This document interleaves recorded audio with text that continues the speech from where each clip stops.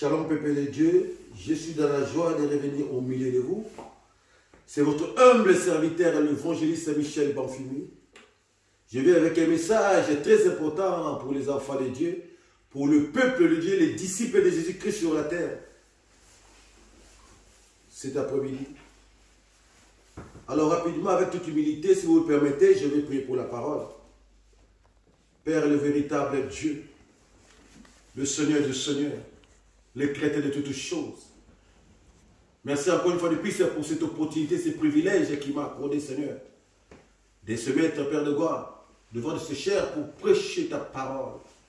Parler de ta part à travers tes enfants de par les mondes, Seigneur. Laisse que ta parole, Père de gloire, puisse toucher tes enfants où se trouvent. Car la parole te déclare, il a envoyé la parole, et sa parole a guéri tous, Seigneur. Laisse que la parole, Père de gloire, qui sortira de la bouche de ton serviteur, puisse guérir tes enfants où ils se trouvent. Sois glorifié, grand maître Saint-Esprit de Dieu. Prends le contrôle de toutes choses, du début jusqu'à la fin, Seigneur. Laisse que ton règne puisse demeurer, Seigneur. Dispose le cœur de tes enfants. Ouvre les connaissances, Père de gloire. Donne la compréhension facile. Qu'ils puissent comprendre, Père de gloire, et mettre en pratique la parole, Père de gloire, qui va sortir de la bouche de nos serviteurs. Seigneur, embrase, Seigneur, mon être. Inspire ton serviteur. Seigneur, mets les paroles du feu dans la bouche de ton serviteur. Que tout ce qui sortira de ma bouche, Seigneur, qu'il ne soit pas moi, mais ce soit qui vient directement de voir de toi, le véritable Dieu. Que l'inspiration divine puisse couler, Seigneur Jésus-Christ, pour que ton serviteur puisse nourrir tes enfants. Sois béni notre Dieu. Grand Maître Saint-Esprit de Dieu, le véritable Dieu. Règne pendant ce moment, du début jusqu'à la fin, entre tes saintes mains. Que tu donnes la gloire de la révélation à toi seul, Jésus. Nous chassons tout esprit qui ne confesse pas ta Seigneurie. Seule l'autorité, la Seigneurie de Christ, puisse régner et demeurer dans ce lieu. Au nom de Jésus qui notre Seigneur est sauvé, j'ai ainsi prié. Amen. Amen. Bien-aimés dans le Seigneur, si vous pouvez prendre nos Bibles. Nous allons partager le verset de Job, chapitre 1er, verset 6 à 22. Nous allons lire Job, chapitre 1er, verset 6 à 22. Je lis la parole au nom du Seigneur Jésus-Christ. Or, un jour, les anges se rendirent au conseil de l'Éternel. L'accusateur Satan vint au-dessus parmi eux. L'Éternel dit à l'accusateur, « D'où viens-tu donc ?» Celui-ci répondit, « Je viens de parcourir la terre et de les sillonner. » Alors l'Éternel demanda à l'accusateur, « As-tu remarqué mon serviteur Job? Il n'y a personne comme lui sur la terre. C'est un homme intègre et droit. Un homme qui craint Dieu et qui évite de faire le mal. » L'accusateur lui répondit, « Et c'est vraiment pour rien que Job craint Dieu. N'as-tu pas élevé comme un rempart de protection autour de lui, autour de sa maison et autour de tous ses biens? Tu as fait réussir ses entreprises. Ses troupeaux se sont multipliés dans le pays. Mais porte donc la main sur lui, sur tous ses biens et sur le sien, et l'on verra s'il ne te maudira pas en face. » Alors l'Éternel dit à l'accusateur, « Tous ces biens sont en ton pouvoir, ainsi que les siens, mais ne porte pas la main sur sa personne. » Alors l'accusateur se retira de la personne, de la présence de l'Éternel. Or, un jour, les fils et les filles de Job s'étaient mis à manger et à boire du vin ensemble chez leur frère aîné. C'est alors qu'un messager vint trouver Job et lui annonçant, le bœuf était en train de labourer et les ânesses paissaient à leur côté. Quand les Sabéens se sont jetés sur eux et se sont emparés, ils ont massacré tes serviteurs. Je suis le seul qui ait pu leur échapper et je viens t'annoncer la nouvelle. Il n'avait pas fini de parler qu'un autre messager arriva et annonça, la foudre est tombée du ciel et elle a foudroyé tes moutons et tes chèvres et tes serviteurs. Elle a tout consumé. Je suis le seul qui ait pu y échapper et je viens t'annoncer la nouvelle. Il parlait encore lorsque notre messager arriva et annonça à Job ceci. Trois bandes de Chaldéens se sont jetées sur les chameaux et se sont emparés. Ils ont massacré tes serviteurs. Je suis le seul qui ait pu échapper et je viens t'annoncer la nouvelle. Il parlait encore lorsque notre messager arriva et annonçant ceci. Tes fils et tes filles étaient en train de manger et de boire du vin ensemble chez leurs frères aînés. Lorsqu'un vent très violent s'est levé du côté du désert, il s'est rué contre les quatre coins de la maison qui s'était fondée sur tes enfants. Ils sont tous morts. Je suis le seul qui ait pu m'échapper et je viens t'annoncer la nouvelle. Alors Job s'éleva, il déchira son manteau, se rasa la tête, puis se jeta par terre pour se prosterner. Écoutez ce que Job dit. Il dit ceci. Je suis sorti nu du ventre de ma mère et je retournerai nu. L'Éternel a donné et l'Éternel a repris. Que l'Éternel soit loué. Au milieu de tous ces malheurs, Job ne commit pas de péché et n'attribua rien d'inconvénient à Dieu. Parole du Seigneur. Bien-aimé dans le Seigneur, c'est vrai que ce message est long, c'est un verset qui est long, mais qui va beaucoup nous édifier. Et il y a beaucoup de leçons à tirer là-dessus. Et par la grâce du Seigneur, c'est là que nous allons tirer le thème de notre message de cet après-midi. Les malheurs atteignent souvent le juste, mais l'Éternel en délivre toujours. Notre message de cet après-midi a coûté, le malheur atteint souvent le juste, mais l'Éternel en délivre toujours. L'Éternel, le Dieu, le Créateur bien-aimé, parfait de l'univers, tout entier a créé l'homme dans un seul et unique but, de l'adorer, de le glorifier et de le représenter à travers son image qu'il a mis à l'homme. Le Seigneur, le Dieu Tout-Puissant, le Créateur de toutes choses, le Maître de l'univers, a créé les humains avec, et comme toujours, de bonnes intentions, avec un grand amour comme un bon père. Mais c'est l'homme, quand il arrive sur la terre, se laisse séduire par l'ennemi et cherche à aller au-delà des limites que Dieu a tracées. L'homme a trahi son créateur.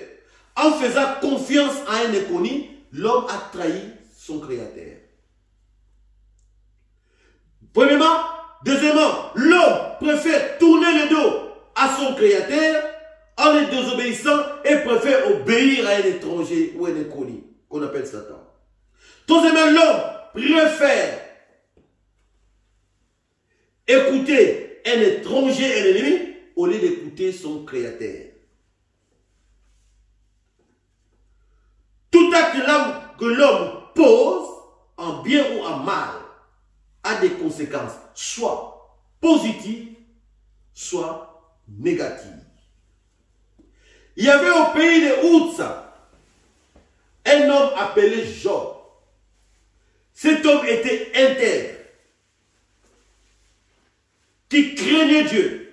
C'était un homme qui craignait Dieu. C'était un homme intègre, honnête, droit. Et Uz, c'était dans une région qui était située à l'est du Jourdain, en Édom. Vers Édom, au sud-est de la mer Morte, c'est-à-dire au pays des Araméens, vers la Jordanie. Donc Job n'était pas un Israélite, mais on peut dire que c'est un Jordanien. Mais cet homme craignait réellement Dieu et marchait dans l'intégrité de toute droiture. Un homme qui évitait de faire du mal. Dieu avait considérablement béni Job et il était le plus riche de son époque et de sa région. Job avait 7 fils et 3 filles. Donc au total, il avait 10 enfants. Un jour, l'Éternel Dieu convoqua les conseils célestes avec les anges et l'accusateur, le malin, l'ennemi, se présenta aussi. Et le Seigneur lui posa la question: d'où viens-tu? Écoutez la réponse du diable, de Satan. Je suis en train de parcourir, je me promenais en train de parcourir la terre. Et le Seigneur lui posa la question: as-tu vu mon serviteur Job? As-tu remarqué mon serviteur Job? Un homme intègre, droit, craignant Dieu, marchant dans l'intégrité. Il n'y a point d'homme sur la terre comme lui. Mais écoutez la réponse de Satan. Ce n'est pas pour rien qu'il te craint. Ce n'est pas pour rien que Job t'adore. Parce que tu lui as entouré de bénédictions. Tu l'as entouré de toutes sortes de richesses. C'est le diable qui est en train de parler, bien-aimé. Étends seulement ta main, tu sais bien. Je te promets qu'il te maudira en face. Ça, c'est ça, le diable qui le dit. Et le Seigneur, Dieu ordonna à Satan le diable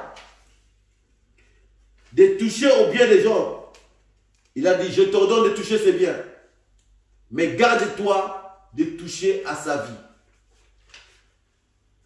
Alors, il y a un premier constat, ou une leçon que nous devons apprendre de ces versets de Job, ou de l'histoire de Job. Le Seigneur Dieu présente Job et se vante de Job et de son comportement, de son intégrité, de son honnêteté et de sa fidélité. Donc, étant enfant de Dieu, nous devons contrôler notre marche quand cela plaît à notre Seigneur. Puisque c'est son image que nous véhiculons. Amen. Amen. La deuxième leçon, le deuxième constat, le diable est très jaloux. Ce que j'ai remarqué, le diable est très jaloux de l'homme. Donc l'intégrité et la considération des gens par le Seigneur le dérangeaient beaucoup. Le diable n'a aucun pouvoir sur toi si tout est bien, surtout si tu marches dans la crainte. Ce que j'ai remarqué, le diable n'a aucun pouvoir sur l'homme, ni si c'est bien, surtout si tu marches dans l'intégrité. Et quand est-ce que le diable aura pouvoir sur toi? Si tu commences à marcher dans la désobéissance, c'est là que tu donnes l'accès au diable de mettre la main sur toi ou sur tes biens. Car la désobéissance ouvre la porte, les portes à l'ennemi pour qu'il puisse te toucher. Aussi, ce que l'ennemi cherche, c'est ce que nous poussions et il nous pousse à maudire Dieu. Comment? Tout en devenant incrédule et désobéissant à son égard. Et le diable exécuta ce que le Seigneur avait dit. Et ce dernier va détruire tous les biens des gens. Jusqu'à faire périr, mourir ses enfants. Mais ce dernier restera intègre malgré ces épreuves. Et fidèle à l'Éternel Dieu. Et il continua à louer son Dieu. La troisième leçon, le troisième constat que je fais, et que, étant enfant de Dieu, pendant les moments difficiles, pendant les moments de douleur, nous devons continuer à louer Dieu, nous devons continuer à adorer notre Dieu, car cela prouve notre fidélité, cela témoigne notre intégrité, cela témoigne notre attachement, affection et amour à l'égard de notre Seigneur.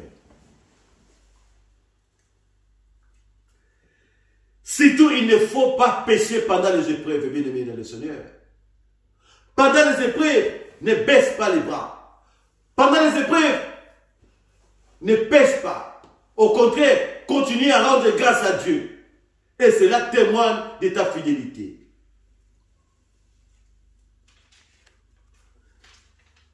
Et un autre jour, le Seigneur éternel convoque de nouveau les conseils célestes avec les anges. Et l'ennemi se présenta encore davantage. Satan se présenta de nouveau. Et l'Éternel posa la question à Satan. As-tu vu, remarqué mon serviteur, d'où viens-tu comme toujours? Je suis en train de parcourir la terre et je me promène en parcourant toute la terre. Et le Seigneur posa la question à l'ennemi. As-tu remarqué mon serviteur Job? Il n'y a point d'homme comme lui sur la terre. Un homme intègre, qui craint Dieu, qui marche dans l'intégrité.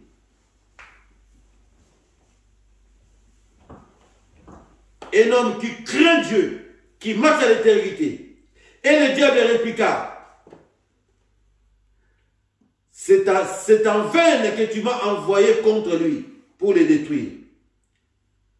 Mais si tu m'ordonnes de toucher son corps, tu verras s'il ne te maudira pas sur place, en face.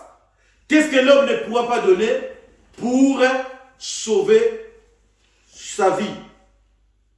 L'homme est prêt de donner tout pour sauver son corps ou sa vie.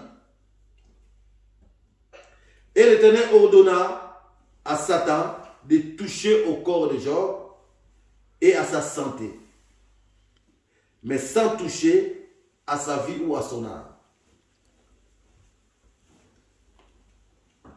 Et le diable était frappé du cerf, des peaux, de la tête jusqu'aux pieds. Mais ce dernier est resté toujours constant, malgré l'histoire de peau que l'ennemi lui avait infligé. Jusqu'au point où sa femme lui demande de maudire Dieu, puis de mourir. Alors, mais ce dernier est resté intègre et traita sa femme de fort. Car Job, c'est un constat que j'ai fait, n'avait pas une bonne femme. La femme de Job était là que pour les biens matériels. Était là que pour les biens matériels de Job. La femme de Job n'était là que pour les plaisirs et les biens mondains, les plaisirs de ce monde. N'était là que pour les biens matériels, pour les richesses de Job. Au lieu de soutenir son mari pendant ces épreuves, pendant ces temps difficiles, mais ce dernier pousse son mari à maudire Dieu et à mourir. Qu'est-ce que Job allait gagner s'il maudissait Dieu? Au lieu plutôt de dire à Job, Job, maudis Satan. Parce que lui qui est à cause de tes malheurs, non. Il préfère dire à son mari de maudire Dieu. Or, la parole du Seigneur nous dit, celui qui trouve une bonne femme, trouve le bonheur. Nous sommes dans Proverbes chapitre 18, verset 22. Aussi, une femme sage bâtit sa maison, et l'insensé la renverse de ses propres mains. Nous sommes bien dans Proverbes chapitre 14, verset 1er. Donc la femme de Job n'était pas une bonne femme pour Job. C'était une folle ou une insensée. C'était une femme qui était là que pour les biens matériels. Elle était là que pour le plaisir, pour le bonheur, et non pour le malheur. Pendant les moments de souffrance, elle n'était pas là. La preuve, elle finira par laisser Job et partir. Bien-aimés, les souffrances d'un innocent sont insupportables et injustes.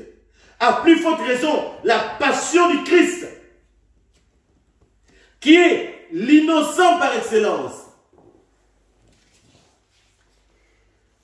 Le malheur qui accable Job le juste est une figure du crucifié. L'homme de douleur, Jésus-Christ de Nazareth, qui a pris sur lui toute la détresse de l'humanité pour les sauver. Dans les épreuves et la souffrance que Job apprend la liberté et l'amour qui ne manque, qui demande rien en retour. La parole du Seigneur nous dit ceci: les malheurs atteignent souvent le juste, mais l'Éternel en délivre toujours. C'est notre thème. C'est le thème de notre message d'aujourd'hui. Les malheurs atteignent souvent le juste, mais l'Éternel en délivre toujours. Bien-aimés, je fais un constat sur ces deux adverbes de temps qui est souvent et toujours. Deux adverbes de temps. Souvent, qui veut dire à un moment, quelquefois, pour un petit temps, mais toujours, qui veut dire tout le temps, continuellement, sans limite de temps, c'est-à-dire illimité. L'exemple de Job est un fait d'un enfant de Dieu, un serviteur de Dieu ou un disciple de Jésus-Christ qui doit marcher dans l'intégrité, dans la fidélité et dans l'obéissance. Comme la parole nous l'indique dans Psaume 34, 19, les malheurs atteignent souvent le juste. Le malheur atteint souvent le juste, mais l'Éternel l'en délivre toujours. La parole du Seigneur ne nous dit pas que l'Éternel la délivre à quelques fois ou des fois, mais toujours. Le malheur peut venir, les difficultés peuvent venir, les souffrances peuvent venir, les problèmes peuvent venir. Mais sache-le bien, la délivrance est certaine. La solution est certaine. La guérison est certaine. La restauration est certaine. La transformation est certaine. Parce que nous servons un Dieu qui est fidèle. Il y a un point que je dois soulever. Notre Dieu ne tente personne. Notre Dieu ne tente personne. Comme à l'exemple de Job. Parce que beaucoup font de la confusion. Dieu n'a pas tenté Job. Mais c'est le diable, l'ennemi, qui a tenté Job. Qui a toujours des arrière-pensées. Qui a toujours des pensées impies, de mauvaises intentions à l'égard de l'homme. Bien-aimé, toi qui nous suis à ce moment, je ne connais pas tes problèmes. Je ne connais pas tes soucis. Cette histoire de Job doit nous interpeller et nous porter une matière à réflexion. Cette histoire de Job doit nous pousser à avoir un raisonnement, une réflexion, à faire une autocritique de nous-mêmes. Job qui était un homme intègre, qui avait tout, jusqu'au point où l'ennemi, le diable, est parti les tenter, toucher à ses biens, avec l'autorisation bien sûr du Créateur de toutes choses, pour vous dire, pour vous prouver que l'ennemi est limité, que le diable ne peut rien faire sans que l'Éternel Dieu lui puisse le permettre. Si l'Éternel Dieu ne l'avait pas permis, le diable n'allait pas s'avancer s'hasarder à s'avancer auprès de Job et toucher à ses biens. Tout ce qu'il a fait, c'est l'Éternel lui avait autorisé. Sans l'accord de Dieu, le diable ne peut rien faire. Le cas de Job, c'est un cas particulier parce que c'est un homme intègre. Mais bon nombre aujourd'hui, que l'ennemi a le pouvoir, a la facilité de toucher à leurs biens par rapport peut-être à leur comportement. Peut-être a ouvert une porte, mon frère, ma soeur. C'est ce qui a permis à l'ennemi de toucher à ta vie. C'est ce qui a permis peut-être à l'ennemi de toucher à ta santé. C'est ce qui a permis à l'ennemi peut-être de toucher à ton foyer, à ton couple, à ton mariage, à tes finances. Mais laisse-moi te dire aujourd'hui, de la même manière que ces problèmes sont rentrés dans ta vie, de la même manière que ces problèmes ont trouvé une porte pour rentrer dans ta vie, c'est de la même manière, c'est de la même porte que ces problèmes vont sortir. Mais ce que l'Éternel nous demande, ce que Dieu te demande, c'est de rester intègre, c'est de persévérer, de demeurer dans l'intégrité comme notre ami Job. Surtout de ne pas pécher, de rendre gloire et grâce à Dieu dans toutes circonstances, surtout pendant les moments d'épreuve. C'est le moment où tu dois continuer à adorer Dieu pour témoigner à Dieu ton intégrité. Quand j'ai remarqué dans cette histoire de Job que le Seigneur a présenté à Job, a présenté Job à Satan, l'adversaire, notre ennemi, comme un enfant modèle, fidèle, intègre, craignant Dieu. Donc cela prouve que si nous marchons dans l'intégrité, si nous marchons dans la crainte, si nous marchons dans l'obéissance, nous faisons plaisir, ça fait plaisir à notre Dieu.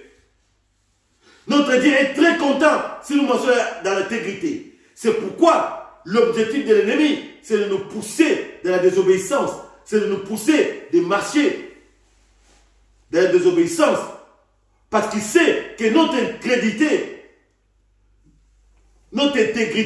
et notre fidélité à l'égard du Seigneur le dérange beaucoup et lui fait très mal.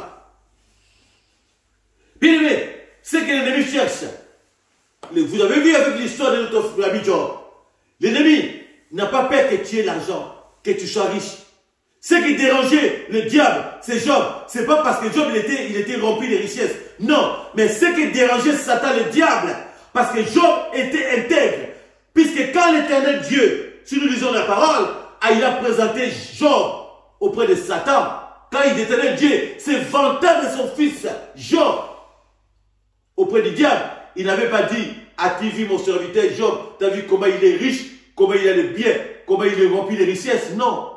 Mais l'Éternel Dieu a dit, as-tu remarqué mon serviteur Job, un homme intègre, craignant Dieu, marcha dans la crainte et l'obéissance. Un homme intègre, premièrement, craignant Dieu, deuxièmement, un homme fidèle. Donc, Dieu a présenté Job à Satan comme un homme, un enfant obéissant, un enfant intègre, un enfant mature et un enfant fidèle. Donc, Dieu n'a pas présenté à Satan Job comme si, regardez, as-tu vu mon serviteur Job, il est rempli de richesses, il est riche, il est béni, non. Donc, ce qui dérangeait Satan, c'est l'intégrité de Job. C'est la fidélité de Job à travers son Seigneur. Puisque nous sommes des serviteurs. Puisque nous sommes des enfants. Dieu a présenté Job à Satan comme un enfant obéissant, un enfant intègre. C'est pourquoi la parole du Seigneur nous dit, mon peuple périt faute de connaissance. Nous sommes bien dans Osée, chapitre 4, verset 6. La connaissance dont on parle, ce n'est pas la connaissance littéraire, mais c'est le manque de connaître, de savoir quelle est ta position exacte, qui tu es réellement. Qui tu es réellement. Quel est ton statut? C'est ce que l'ennemi ne veut pas que tu puisses comprendre. Mon peuple périt faute de connaissance. Mon peuple n'est pas péri parce qu'il lui manque la santé, parce qu'il lui manque l'argent, mais il lui manque la connaissance. Donc mon peuple est détruit dans notre version parce qu'il lui manque la connaissance. La connaissance de savoir qui tu es réellement. La connaissance de savoir quelle est ton importance, quelle valeur que tu as à l'égard de ton Dieu. C'est ça le manque que beaucoup d'enfants de Dieu ignorent jusqu'à ce jour. C'est pourquoi, bien aimé, notre Dieu, c'est un Dieu fidèle. Nous servons un Dieu qui rémunère, qui paye toujours. Comme la parole nous dit, comme notre terre d'aujourd'hui, les malheurs atteignent souvent les justes, mais l'Éternel l'en délivre toujours. La délivrance est certaine. Quels que soient les problèmes qui peuvent arriver dans la vie, sachez bien qu'il y a toujours une porte de sortie. Parce que la parole nous dit, notre Dieu, il a reçu les noms au-dessus de tout nom. Seigneur Jésus-Christ est Dieu tout-puissant. Il a reçu les noms au-dessus de tout nom. C'est-à-dire au nom de Jésus-Christ, tout genou doit fléchir. Tout ce qui a un nom a été vaincu sur la croix. Il y a cela plus de 3000 ans, bien aimé. Il y a cela plus de 3000 ans. Tout ce qui a un nom a été vaincu sur la croix. Quel est ton problème qui n'a pas été vaincu sur la croix? Quel est ce problème-là qui n'a pas de solution, qui n'a pas trouvé la solution sur la croix? Quel est ce problème-là que Christ n'a pas vaincu sur la croix? Quel problème, mon frère, ma soeur, qui te dérange? Quel est ton problème? Quel est le problème qui te dérange? Et ce problème-là, qui n'a pas été trouvé, que Christ n'avait pas vaincu sur la croix. La maladie a été vaincue sur la croix. La stérilité a été vaincue sur la croix. La sorcellerie a été vaincue sur la croix. L'envoûtement, l'oppression, la dépression a été vaincue sur la croix. Le célibat a été vaincu sur la croix. Mari d'ennemi, femme d'ennemi a été vaincu sur la croix. La pauvreté a été vaincue sur la croix. Le chèque a été vaincu sur la croix. Quel est ton problème que le Seigneur ne peut donner la solution? Quel est ton problème, mon frère, ma soeur, que Dieu ne peut pas te donner la solution? Quel est le nom de ton problème? Dis-moi le nom de ton problème et moi je te donnerai le nom de mon Dieu. Dis-moi quel est ton problème, le nom de ton problème, et moi je citerai le nom de mon Dieu. Le nom de mon Dieu, il s'appelle Christ Jésus, le roi des rois, le créateur de toutes choses, le Dieu tout-puissant, lui qui a reçu le nom au-dessus de tout nom, lui qui a vaincu les ténèbres, lui qui a vaincu la pauvreté, lui qui a vaincu la maladie, lui qui a vaincu la mort, lui qui a vaincu l'envoûtement, lui qui a vaincu le célibat, la stérilité. Quel est le nom de ton problème, bien-aimé dans le Seigneur? Quel est le nom de ton problème? Vous savez, bien aimé dans le Seigneur, je vais vous donner mon témoignage. Moi, votre frère, l'évangéliste Michel Banfoumou,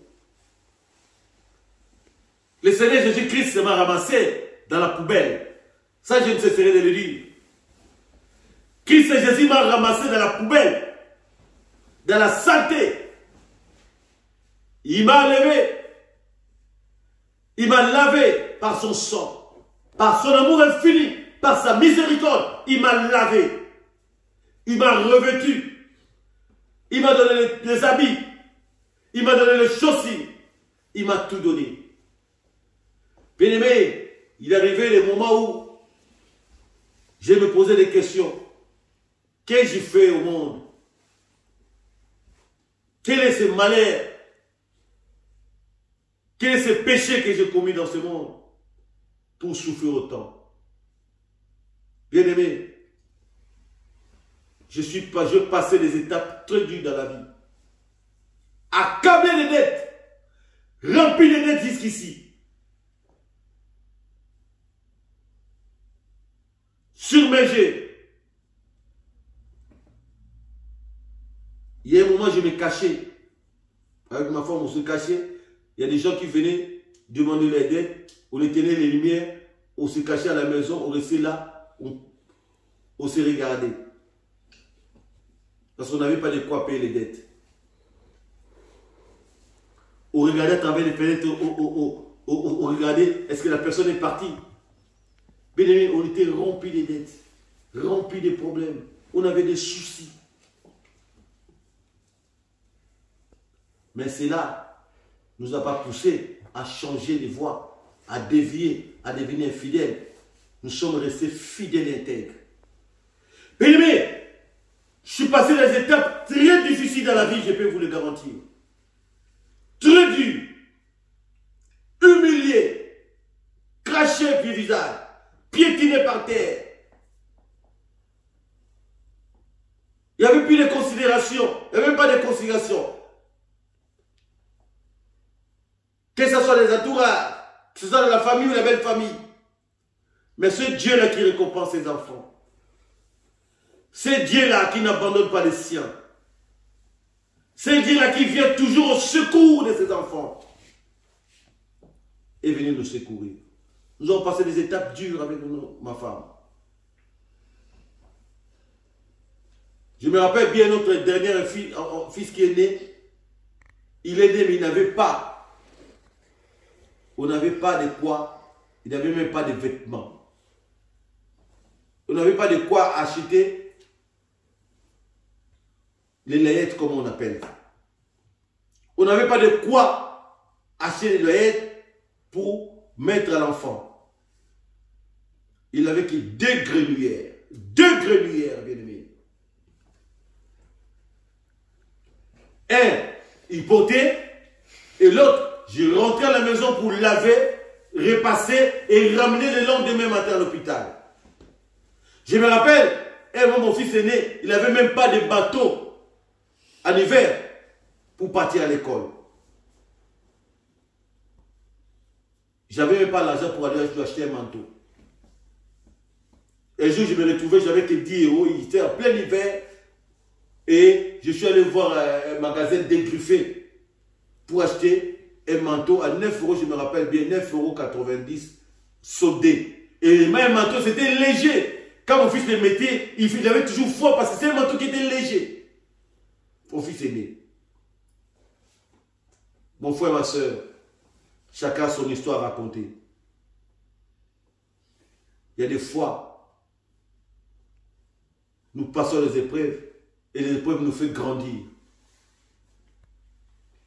Les épreuves nous font grandir. Bien-aimé, Dieu n'abandonne jamais ses enfants. Je peux te garantir, mon frère, ma soeur, je ne connais pas tes problèmes, je ne connais pas tes soucis, je ne connais pas tes préoccupations, mais je suis venu juste te dire que nous servons un Dieu qui est fidèle, un Dieu qui récompense toujours ses enfants. Si tu marches dans l'intégrité, si tu marches dans l'obéissance, si tu marches dans la crainte, l'Éternel Dieu te récompensera. Bien-aimé, demande à Dieu, prie à Dieu, demande-lui, est-ce que Seigneur, le lieu où je suis, est-ce que c'est mon lieu de bénédiction? Que Dieu t'oriente vers ton lieu de bénédiction. Que le Seigneur, si l'endroit où tu te trouves, tu t'es déjà installé, même si ce n'était pas ton lieu de bénédiction, prie à ton Dieu, demande à ton Dieu, il t'orientera, il te donnera, il te montrera le chemin à suivre. Moi, Dieu m'a donné la France comme mon lieu de bénédiction. Puisque ça a été sorti, il y a des prophètes qui étaient sortis. Mais quand je suis arrivé dans mon lieu de bénédiction, il n'y avait pas, c'était pas toujours, il n'y avait pas toujours le miel. Bien sûr, je suis arrivé dans mon lieu de bénédiction, mais j'ai traversé des moments durs. J'ai traversé des épreuves. J'ai traversé des moments durs. Très durs dans la vie, bien-aimé du Seigneur. J'ai traversé des moments très durs dans la vie. Mais je savais rester intègre. Parce que notre Dieu, c'est un Dieu fidèle. Je suis venu dire à une personne, aujourd'hui, si tu n'as pas encore accepté Jésus-Christ de Nazareth, le seul Seigneur et Sauveur de ta vie, c'est le moment. Accepte Christ dans ta vie. Si tu as déjà accepté Christ et que tu as des difficultés, essaie de revoir ta marche. Mais si tu n'as rien à te reprocher, toi continue à demeurer intègre comme Job. Toi continue à demeurer fidèle comme Job. Toi continue à marcher dans l'obéissance. Aujourd'hui, le Seigneur est venu essuyer mes larmes. Le même Dieu qui est venu essuyer mes larmes. Le même Dieu qui est venu me payer. Le même Dieu qui est venu nous faire oublier les souffrances passées. les années de souffrance, les années de difficulté, il est le même. Il n'a pas changé. Ce qu'il a fait à moi, il peut le faire à toi. Ce qu'il a fait à moi, et à d'autres personnes qui n'ont pas encore témoigné, peut-être bien sûr, ou qui ne veulent pas témoigner, qui n'aiment pas témoigner, il peut le faire à vous aussi. Mais tout ce que le Seigneur demande, toi demeure fidèle. Que les problèmes ne te tuent pas. Mais tu as quelqu'un qui tue les problèmes, qu'on appelle Jésus-Christ en toi. Tu as quelqu'un qui détruit, qui efface les problèmes. Et qui change l'histoire de la vie d'une personne. Et pour finir, Dieu avait changé l'histoire de Job. Avait recommencé une nouvelle histoire avec Job. Le même Dieu qui avait, Job avait tout perdu pendant un moment, mais Dieu lui avait non seulement redonné la santé, si vous lisez bien le livre de Job, l'histoire de Job, et Dieu lui avait redonné d'autres enfants, une autre femme, et Job était béni au-delà, au centuple, au quintuple. Dieu lui a rendu plus qu'il avait, parce qu'il a su rester fidèle, parce qu'il a su rester sur place, parce qu'il a su continuer à faire confiance à son Dieu. Bien-aimés, faisons confiance à ce Dieu-là. Faisons confiance à ce Dieu-là. Il ne déçoit jamais. Le monde et tout ce qu'il renferme appartient à l'Éternel des armées. Tout est au contrôle de Dieu. Je ne connais pas ton problème, bien-aimé. Mon frère, ma soeur, je ne connais pas tes soucis. Mais tout ce que je peux te dire, tout ce que tu as comme problème a un nom. S'il n'avait pas de nom, je pouvais te dire qu'il n'y a pas de solution. Du moment où ton problème, du moment où tes soucis ont un nom, du moment où ton problème a un nom, sache bien que c'est non. Il y a un nom qui est au-dessus de tout nom. Il y a un nom qui a vaincu tout nom. Il y a un nom qui commande tout nom. Il y a un nom qui transforme tout nom. Il peut changer ton nom en stérilité, en femme féconde. Il peut changer le nom de ta vie. La pauvreté à la richesse. Il peut changer ton nom du célibat au mariage. Mais reste et demeure obéissant, intègre, fidèle à l'égard de ton Créateur. Voilà, bien-aimé, le message que le Seigneur m'a envoyé à cœur de partager avec vous cet après-midi. C'est pourquoi je suis venu dire à un enfant de Dieu ce matin, cet après-midi, pardon, de demeurer fidèle, de demeurer intègre. Quels que soient les problèmes, quelles que soient les difficultés, ne sois pas comme la femme de Job qui pousse son mari à pécher. Si tu ne pèses pas, pendant les moments d'épreuve, pendant les jours d'épreuve, demande à Dieu de te donner la force. Je suis passé par là, bien-aimé. Je suis passé par là, votre frère qui vous parle. Manger au McDo, c'était un luxe pour moi. J'enviais les gens qui allaient manger au McDo. Les gens qui allaient manger au McDo. Quand je vois quelqu'un acheter McDo, pour moi, c'était extraordinaire. Puisque je manquais même un 10 €, un 8 € pour aller acheter un menu au McDo. C'était devenu un luxe pour moi. Mais aujourd'hui, le Seigneur est venu changer l'histoire de notre vie, l'histoire de ma vie, l'histoire de mon foyer, l'histoire de mon couple. Avec ma femme, on a su rester, demeurer, rester intègre, fidèle. Parce que nous n'avons pas d'autre solution que lui. Nous n'avons pas d'autre soutien que lui. Nous n'avons pas d'autre consolation que lui. Notre espoir, notre regard doivent être tournés vers le roi des rois. Doivent être tournés vers le Créateur de toutes choses. Doivent être tournés vers le Dieu Tout-Puissant. Celui qui rémunère, celui qui paye toutes les personnes qui le cherchent. Que Dieu vous bénisse et bénisse sa parole.